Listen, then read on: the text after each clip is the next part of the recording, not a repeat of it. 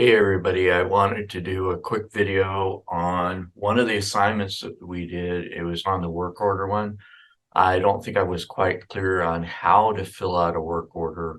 And this was under week number 4 on some of the classes, and it was on earlier classes, earlier in other classes like that. But I wanted to make it kind of clear because it's very important that when you're filling out paperwork and when it has to do with interacting with customers, you have to really be concise on what you put on.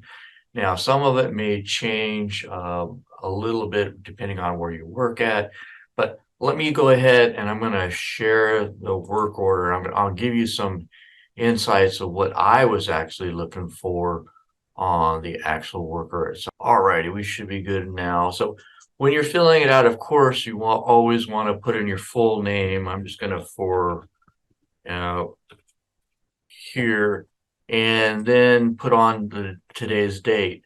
Now, don't worry about this part here or this part here, right here, where it says evaluation. Whenever we have a work order that we don't have any specific vehicle attached to, you want to make sure that you put an NA. Okay, so NA here, NA here. And then when we're talking about the vehicle, you should include in a work order. We're talking about things like make, model, year, and then a lot of times what you want to include is mileage. And one of the big things that a lot of the systems do, especially on electronic, they want to know the VIN number. And sometimes when you put the VIN number in, it'll fill in the year, make, and model. And it might even put in the license plate too.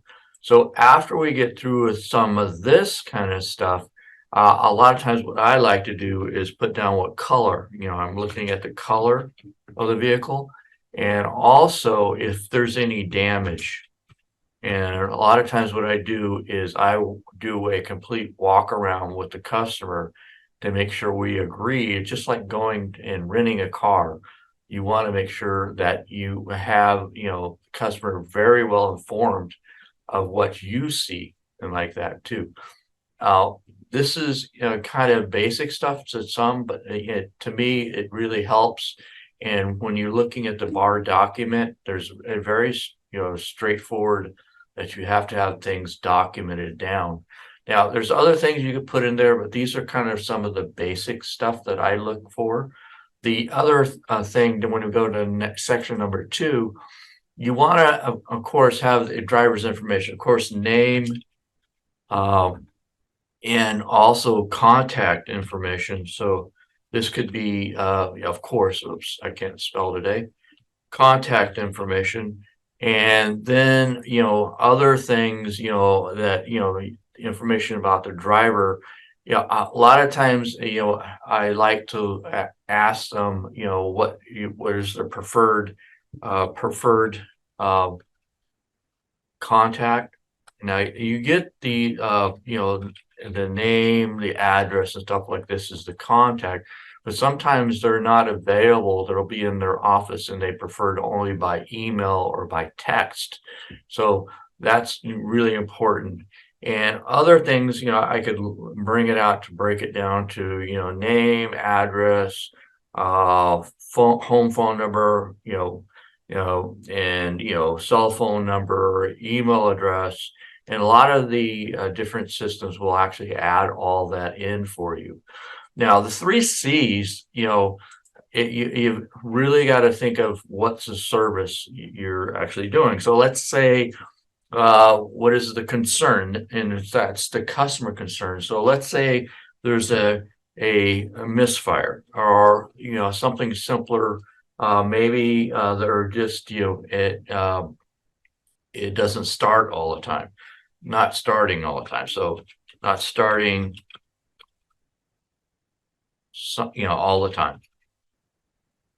And then we can actually add in what the correct cause was. And so let's say it has a kind of a bad starter motor. And then what is the correction? Replace starter motor. So these are kind of the things that we look for. Now, when you're looking at the 3Cs, you want to make it clear that you're getting a concern from the customer. Then you're going to have to do some testing to see what's going on. I'm not going to automatically say, oh, it's a bad starter, because it could be other things too. But you want to test it, and through your testing process, a lot of times what I do is I test the battery, I test all the different cables on it, and I actually do some, tests like voltage drops. I'll also go into things like checking available voltage at the starter and looking at the grounds and stuff like that. And then only until I've eliminated all the things that should be good do I actually go and say, okay, we've got a bad starter. So if the starter has too much draw on it, I got to find out why. It's not necessarily the starter's bad. It could have a bad ground. It could have other things too. So this is, kind of what I'm looking for when we do our worksheets, whether you're an online class where there's very limited worksheets you'll do online, like the 101A and 101B. But other classes, I'm kind of, looking for this kind of information when you fill out a worksheet. You want to make sure that you fill them out completely. You will get, points taken off for not filling out correctly. You might even get try again, or the worksheet not filled out completely or correctly. So please look forward to my comments when you get a 0 for whatever reason for the grade on the worksheet. It may be something that I need additional information from you. It's not a necessarily ding on you. It's just, this is the learning process. I want to make sure that you understand what I'm going for, and how, when you get into a shop, if you're going to be working for a shop, this is what's kind of expected. When you're doing your documentation, a lot of times, especially when you go into a dealership, they call it writing a story. And what that means is you need to, you don't have to, but just say this car come in and it wasn't starting all the time. So you just say, replace the starter. So you have no diagnostic portion of it. So I would be documenting all the steps I went through, pinpoint test, tests that I did, because if you put a bigger story, then you can actually ask for more money for that repair. Whereas if you just say, oh, I know it's a starter, all these cars have this problem, and then you say, bad starter, replace starter, and then go like that, it may be something that you're not going to get totally paid for all the process when you went in and did all the extra tests. So I hope this helps. And again, this is how to fill out a, workout order, to what I'm looking for. So thank you for your time, and I will be talking to you soon. Bye for now.